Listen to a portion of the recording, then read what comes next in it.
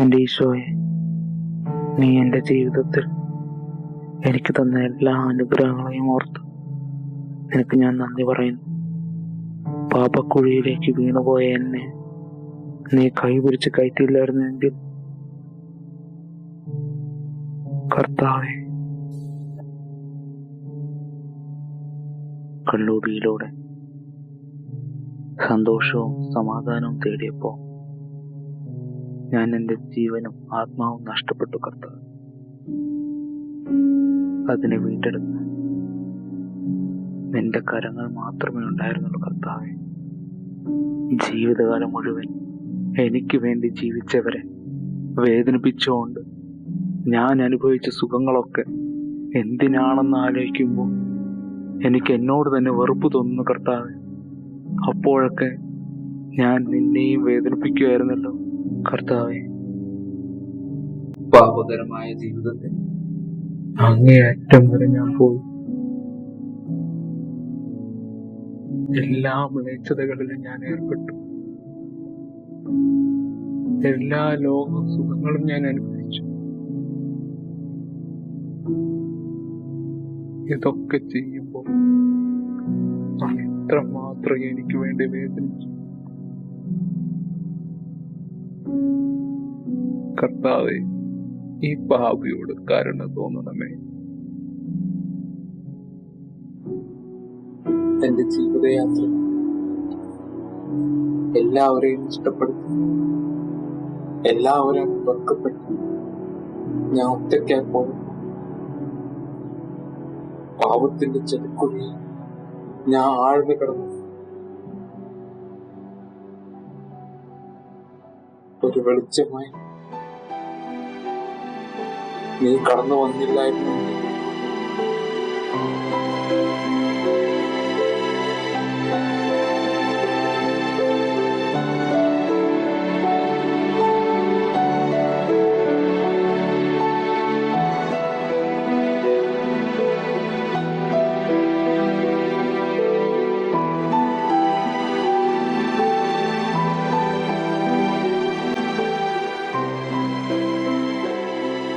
എന്റെ പാപഭാരം എന്നെ വല്ലാണ്ട് അലക്കിയപ്പോൾ അതിറക്കി വെക്കാൻ നീ എനിക്ക് കുമ്പസാര കൂടുതൽ.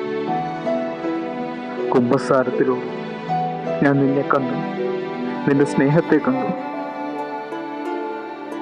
എനിക്ക് എന്നെ തന്നെ തിരിച്ചു കിട്ടി കർത്താവേ. ഇനി എനിക്ക് നീ മാത്രം മതി, നീ മാത്രം.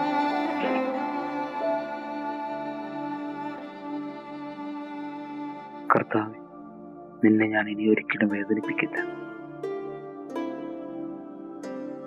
നീ ആഗ്രഹിക്കുന്നത് പോലെ പാപത്തിൽ വീഴാതെ അങ്ങയോട് ചേർന്ന് ജീവിക്കുന്നതിന് വേണ്ടിയുള്ള കൃപ ലഭിക്കുന്നത് ഈ കുർബാനയിലൂടെയാണ്. കർത്താവേ, നീ എൻ്റെ ഹൃദയത്തിലേക്ക് വരണമേ. ഞാൻ നിന്നെ സ്നേഹിക്കുന്നു കർത്താവേ.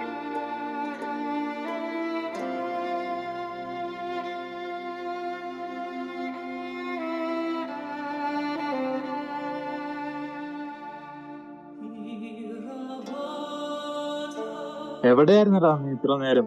എന്താടാ, ഞാൻ പള്ളിയിലായിരുന്നു. ഓ, പുണ്യാളാനവൻ തീരുമാനിച്ചു അല്ലേ? നീ എന്താ വെറുതെ അടിക്കുന്നത്? എന്തായാലും വൈകിട്ട് പാട്ട് ഓർമ്മയുണ്ടല്ലോ. പള്ളിയിലെടാ, ഞാനില്ല. എന്റെ സ്ഥലത്താ ചിലവൊക്കെ എന്റെ വകയാ. അങ്ങ് കൂടിയാ മതി. അതൊന്നും ഇല്ലെന്ന് പറയുന്നത്. എടാ പറഞ്ഞിട്ട് പോ.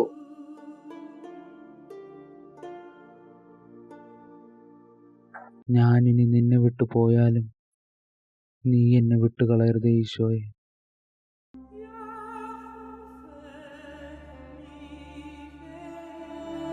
നിന്റെ ദൈവവും കർത്താവുമായ ഞാൻ നിന്റെ വലതുകൈ പിടിച്ചിരിക്കുന്നു. ഞാനാണ് പറയുന്നത്, ഭയപ്പെടേണ്ട, ഞാൻ നിന്നെ സഹായിക്കും. 2000 വർഷങ്ങൾക്ക് മുൻപ് നമുക്കായി ക്രൂശിക്കപ്പെട്ട ക്രിസ്തു അന്നും ഇന്നും എന്നും അവൻ സ്നേഹമാണ്. കാലം എത്ര മാറിയാലും ലോകത്തിൽ എന്ത് മാറ്റങ്ങൾ സംഭവിച്ചാലും നമ്മൾ ഏത് പാപാവസ്ഥയിലാണെങ്കിലും മാറ്റമില്ലാത്ത ക്രിസ്തു കുമ്പസാരക്കൂട്ടിൽ നമുക്കായി കാത്തിരിക്കുന്നു.